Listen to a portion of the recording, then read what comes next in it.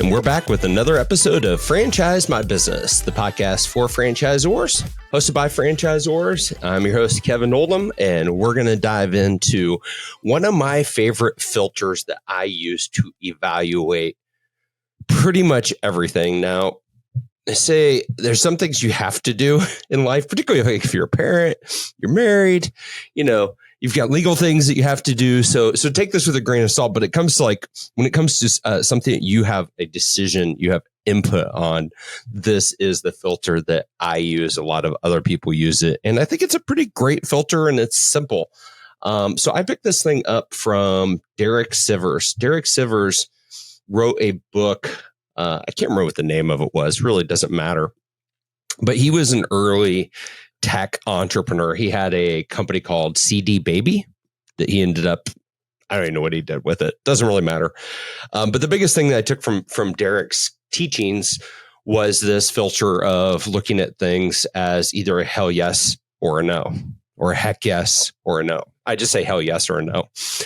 If you look at something, business opportunity, a commitment, an invitation to a party, whatever it is, you're going to have this visceral feeling right at the beginning. Most people do. You're going to be like, oh, that's for me. I want to do that. Or, no, not really interested. But you're going to have this feeling like right off the get-go. It's going to be like, oh, yes, I want to do that. Or, no, I don't. Right. And that's where you need to really listen to your gut.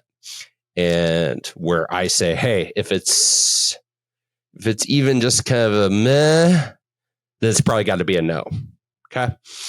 And so I'm going through that season of really looking at every aspect of my life. And it's like, hey, if it's not a hell yes, then it's got to be a no. Like it just has to be, because life is full of opportunities, and every no, everybody knows this, but every no leaves room for more yeses. Like that could be either a better fit, more in alignment, integrity, like whatever it is, just wanting to do it. Like whatever it is that you want to do in life, every no gives you an opportunity for more yeses in areas that are aligned with what you want to do every single day. So that's it. Super short episode, but think about the hell yes or no filter. It's another tool that you can carry around in your metaphorical toolbox and just use it. So I'm not going to beat this episode down, because this is a very simple concept. I do have one ask.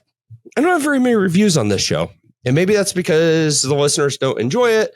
But I have a hard time believing that, because I just came back from industry conference and like 10 people told me they listened to the show.